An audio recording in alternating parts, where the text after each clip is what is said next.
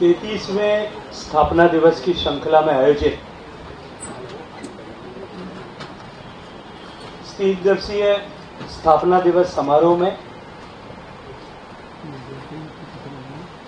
एक सुखद संयोग है। मुझे नहीं पता कि सम्माननीय अध्यक्ष महोदय आदरणीय वीरेंद्र सिंह जी ने नियोजित रूप से 23 तारीख को एक कार्यक्रम वो ऐसा तय किया था या संयोगवश आज स्वर्गीय भैरव सिंह जी की जन्म दिवस के रूप में एक कार्यक्रम आयोजित हुआ। और मेरे लिए ज्यादा सुखद संयोग यह है कि आज उस पवित्र दिन, उस प्रेरक दिन, उस संकल्प के दिन पर मुझे आप सब साथियों के बीच में आने का सौभाग्यपूर्ण अवसर मिला। मैं हृदयपूर्वक आदरणीय बिल्लू बना का और आदरणीय योगेंद्र पंचोली जी का, पिंक सिटी प्रेस क्लब के परिवार के सभी सदस्यों का आभार ज्ञापित करता हूं, आप सबका अभिनंदन करता हूं। मेरे लिए आज ये संयोग और भी अधिक पवित्र इसलिए हुआ कि आज पत्रकारिता जगत के पुरोधा और राजस्थान के उस पीढ़ी के ख्यातनाम पत्रकार रहे श्रद्धेय धाबाई साहब का भी आशीर्वाद मुझे आज मिला है। धाबाई साहब ने अभी अपनी बात कहते हुए कहा, छाबड़ा साहब का भी, धाबाई साहब हमारे यहाँ है, छाबड़ा साहब का भी आशीर्वाद मुझे मिला है। छाबड़ा साहब ने अभी अपनी बात कहते हुए कहा कि मेरा उनसे पहली बार परिचय हुआ है। मुझे लगता है कि कहीं स्मृति विलोप हुआ है। मैं जब छात्र संघ के अध्यक्ष के नाते काम कर रहा था, सम्माननीय भैरव सिंह जी जब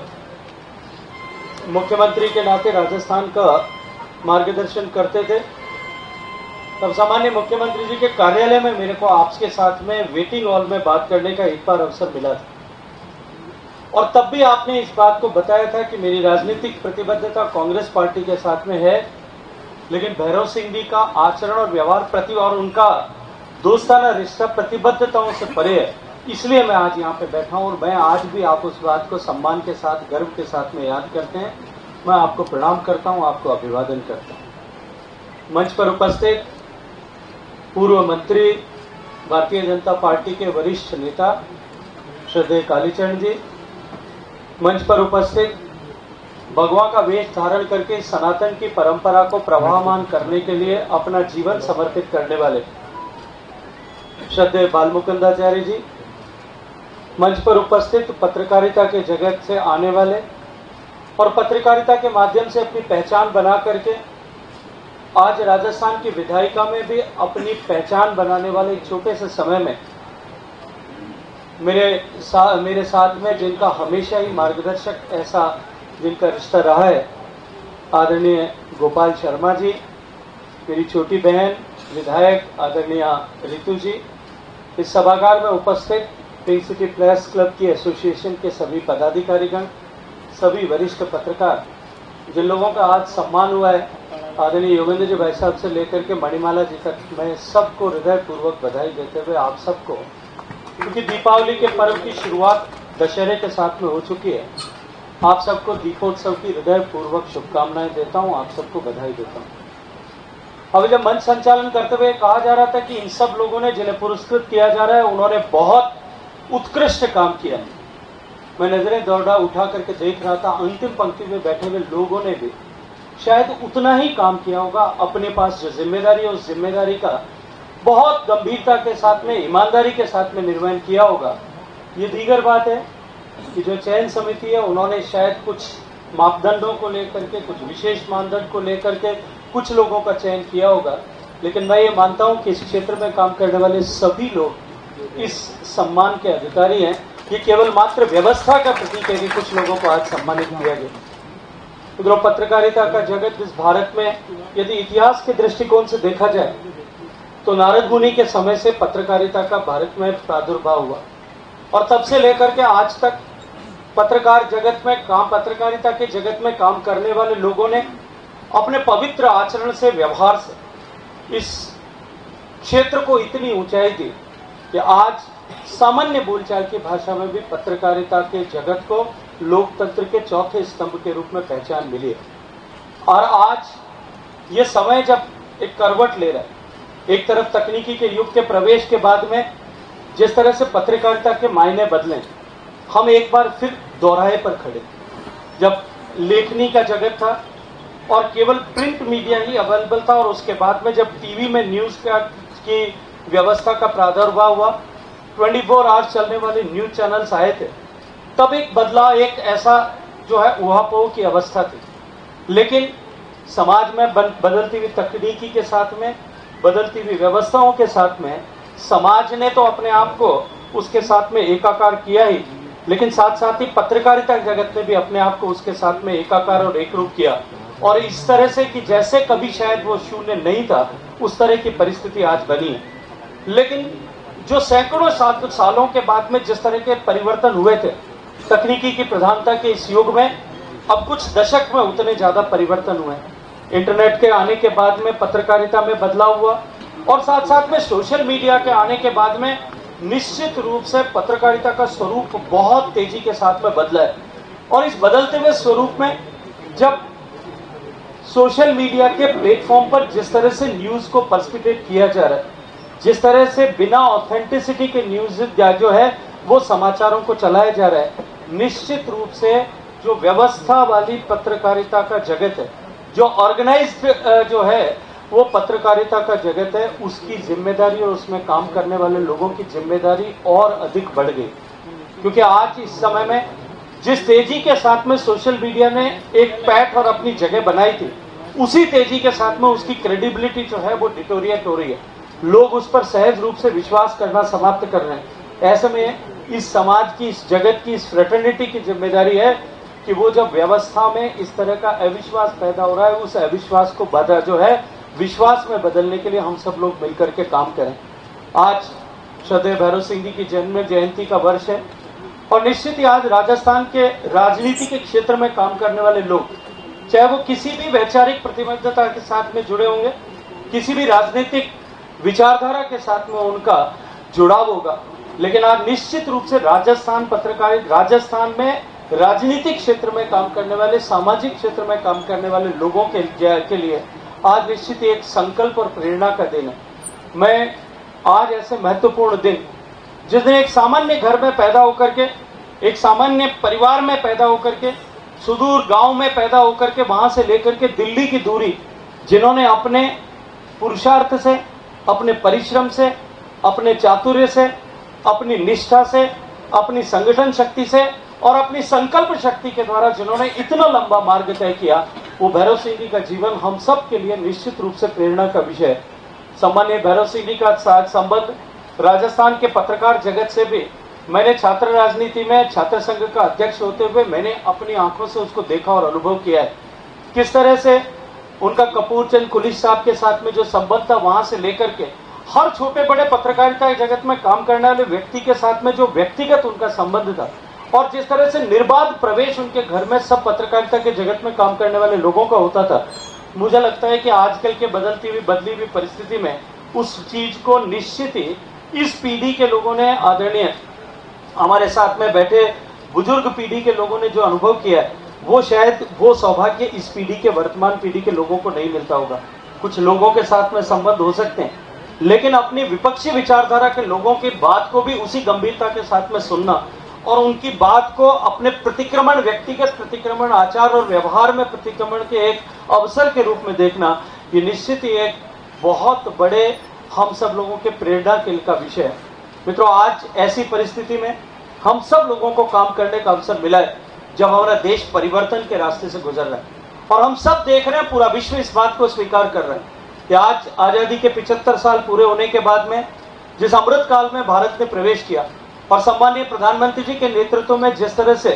भारत आज एक अनूठी दर से, गति से प्रगति करते हुए पूरे विश्व के लिए एक आकर्षण और कौतूहल का केंद्र एक बार फिर बन रहा है। आज मैं ये नहीं कहूंगा इस मंच पर खड़े होकर के कि पिछले 10 साल में ही सब कुछ हुआ होगा। आजादी के बाद में सभी सरकारों ने अपनी अपनी तरफ से योगदान किया, लेकिन निश्चित ही इस 75 साल बीत जाने के बाद में हम सब के लिए ये एक आकलन का अवसर अवश्य है, जब हम इस बात पर विचार करें कि भारत को जिन लोगों ने आजाद कराया, अपने आप को जिन्होंने समर्पित किया, जिन्होंने भारत की आजादी की बलिवेदी पर जिन्होंने अपने आप को समाहित कर दिया, उन लोगों के सपनों का भारत शायद बनाने में हम कामयाब नहीं हुए। कहीं न कहीं किसी न किसी कुछ न कुछ कारणों के चलते हुए हम शायद जो अपेक्षाएं थी, जिस अपेक्षाओं को लेकर के लोगों ने वो लंबा संघर्ष किया था और संघर्ष की अग्नि को कभी बुझने नहीं दिया था, तमाम अत्याचारों के बावजूद भी वो संघर्ष की अग्नि जो है निरंतर प्रज्वलित रही थी, उस उनकी आशाओं का भारत हम बनाने में असफल हुए थे। कुछ गति की कमी थी और कुछ दिशाओं की हीनता थी। उसके चलते हुए भारत जिस मुकाम पर होना चाहिए था, जो क्षमताएं थी, जो कैपेबिलिटीज थी, जो कैपेसिटीज थी, उनके अनुरूप हम भारत का विकास नहीं कर पाए थे। लेकिन सौभाग्य से देश की जनता ने जिस तरह का निर्णय किया और उसके बाद में जिस राजमार्ग पर भारत आज चल रहा है, न केवल हमने आर्थिक दृष्टि से प्रगति की है, अपने आप को सामरिक दृष्टि से और अधिक सुरक्षित और अधिक जो है शक्तिशाली बनाने में हमने सफलता प्राप्त की है। जीवन के हर विधा में, तकनीकी के क्षेत्र से लेकर के कृषि के क्षेत्र तक, हमने जिस तरह से भारत को एक लक्ष्य और एक दिशा में, एक सही दिशा में उस लक्ष्य को प्राप्त करने की दिशा में आगे बढ़ाया है। आज पूरा भारत, जैसा मैंने कहा, विश्व पूरे भारत की तरफ पूरा विश्व कौतूहल के दृष्टिकोण से देख रहा है। आज हम दुनिया की कमजोर अर्थव्यवस्थाओं से बाहर निकल करके, फ्रेजाइल 5 से बाहर निकल करके रोबस्ट 5 इकोनॉमीज में आ गए। आज पूरा विश्व इस बात को स्वीकार कर रहा है कि भारत आने वाले समय में दुनिया की तीसरी बड़ी इकोनॉमी बनने वाली है। लेकिन इसके साथ साथ में अभी वर्ल्ड इकोनॉमिक फोरम की लास्ट मीटिंग में जब मुझे आप सबकी शुभकामनाओं से जाने का अवसर मिला था, मैंने देखा और अनुभव किया कि वहां दुनिया का प्रत्येक व्यक्ति जो वहां आए, जो अर्थ जगत की समीक्षा करने वाले और दुनिया भर के आर्थिक जगत की का अपने दृष्टिकोण से आकलन करने वाले सभी लोग इस बात को एक मन से, चाहे खुले में या व्यक्तिगत बातचीत में, अवश्य स्वीकार करते हैं कि भारत की अर्थव्यवस्था इस दुनिया के इस अर्थव्यवस्था के बुरे दौर में जो है वो भारत की अर्थव्यवस्था दुनिया की लाइट हाउस बनकर के काम कर रही है। ऐसे परिस्थिति में हम सबको काम करने का अवसर मिला है जब देश की जनता आज जो है एक उत्साह से लबरेज है और भारत के लोगों जो विश्वास की शून्यता भारत में आ गई थी, जिस तरह की परिस्थितियां पिछले दशकों तक रही, उनके चलते हुए भारत के लोगों का, सामान्य मानवी का लोकतांत्रिक व्यवस्थाओं में जिस तरह का विश्वास डगमगाने लगा था, जिस तरह से चुने हुए जनप्रतिनिधियों के आचरण और व्यवहार के चलते हुए समाज में जिस तरह की छवि बनी थी, उनको लगता था कि जिन लोगों को हम चुन करके भेजते हैं वो बाढ़ ही खेत को खा रही है। जिसे लोगों का उस लोकतांत्रिक व्यवस्था जिसे हमने लाखों लोगों की कुर्बानी के बाद में जिसे अर्जित कर पाए थे, उस लोकतांत्रिक व्यवस्था पर जब लोगों का विश्वास डगमगाने लगा था, उस परिस्थिति से बदल करके मैं मानता हूं कि ये भारत के सौभाग्य के सूर्य का उदय हुआ कि पिछले 10 साल में लोगों का विश्वास भी जो है कायम हुआ और पूरा विश्व का विश्वास भी भारत पर कायम हुआ है। हम सब सौभाग्यशाली हैं कि हम परिवर्तन के उस दौर में काम करने का अवसर हमें सबको मिला है और हम सब लोग अपनी भूमिका का निर्वहन करें। जब कभी भी किसी भी देश में, किसी भी समाज में, किसी भी संस्थान के पास में इस तरह का सौभाग्यशाली अवसर आता है, जब परिवर्तन का चक्र वहां घूमना प्रारंभ करता है, और शायद कभी कभी किसी एक पीढ़ी को ऐसा सौभाग्यपूर्ण अवसर मिलता है, उस समय निश्चित रूप से उस पूरी पीढ़ी की जिम्मेदारी होती है, उस पीढ़ी के हर एक व्यक्ति की जिम्मेदारी होती है, उस संस्थान, उस समाज या उस देश के जुड़े हुए हर व्यक्ति की जिम्मेदारी होती है कि हम सकारात्मक भूमिका का निर्वहन करते हुए उस घूमते हुए पहिए की गति को बढ़ाने के लिए अपनी भूमिका में काम करते हुए हम उसके लिए काम करें। और निश्चित रूप से मैं एक ऐसी फ्रेटर्निटी से, एक ऐसे पेशे से जुड़े, एक ऐसे समाज से जुड़े लोगों से बात कर रहा हूं जिनके कंधों पर समाज को उस रास्ते पर बनाए रखने की जिम्मेदारी है, समाज का उत्साह बनाए रखने की जिम्मेदारी है, देश के नागरिकों का विश्वास बनाए रखने की जिम्मेदारी है। तब मैं आप सबसे इस मंच पर खड़े होकर के आज इस पुनीत दिन पर ऐसी पावन उपस्थिति में भी मैं आप सबके सामने इस बात के लिए निश्चित रूप से आग्रह करूंगा कि हम सनसनी से ऊपर उठ करके और सकारात्मकता की तरफ देश को ले जाने की दिशा में अगर हम सब काम करेंगे, मैं मानता हूं कि ये बड़ी चुनौती है और बड़ी जिम्मेदारी है, लेकिन ये समय की आवश्यकता और मांग भी है। हम देश का विश्वास आगे बढ़ा करके किस तरह से देश को विकसित बनाने की दिशा में, जिस दिशा में आज पूरे विश्व के दृष्टिकोण से भारत आगे बढ़ रहा है, हम सब लोग अपने आप को जोड़ें। इस अपेक्षा के साथ में आज इस महत्वपूर्ण अवसर पर आप सब ने मुझे स्मरण किया, आप सबके बीच में आने का अवसर प्रदान किया। जब कार्यक्रम तय कर रहे थे तब मैंने आदरणीय वीरेंद्र सिंह साहब को कहा था, क्योंकि मेरा शाम को बहुत इंपॉर्टेंट प्रोग्राम दिल्ली में, और मुझे पता है कि उन्होंने कहा कि आप सुबह जल्दी आ जाओ। माने क्यों? मैं कहा बाप जी थारे सुबह रात्रि कार्यक्रम के बाद में सुबह पत्रकार उठी सी कोनी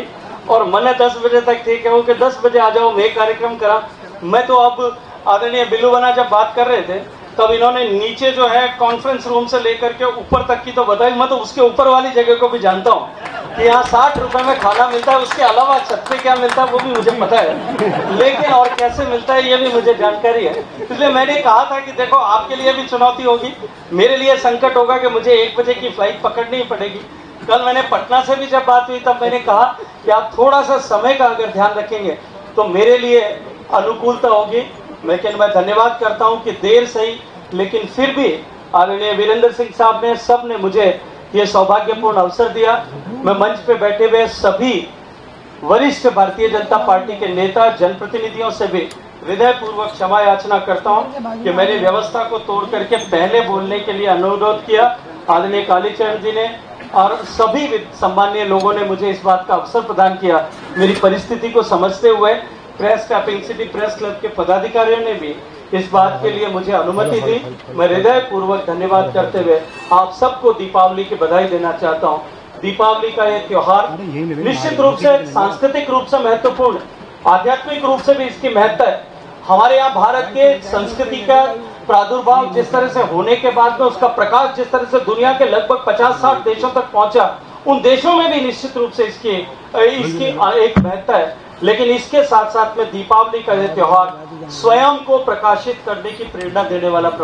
जो है त्योहार है। ये केवल दीप जलाना जो है वो एक प्रतीक मात्र है। ये दीप जलाना हम सबको इस बात की प्रेरणा देता है कि हम अपने मन में छुपे हुए अंधकार के स्वरूपी सारे दुर्व्यसनों को, दुर्गुणों को हम समाप्त करें, उनको दूर करें और उनको निकाल करके हम अपने आप को आत्म प्रकाश से आलोकित करते हुए अपने प्रकाश से समाज को आलोकित करें। हम सब के मन में इस तरह के संकल्प का भाव उदित हो। इस दीपावली के पर्व पर आप सबको हृदय पूर्वक शुभकामनाएं देता हूं। बहुत सारा धन्यवाद। भारत माता की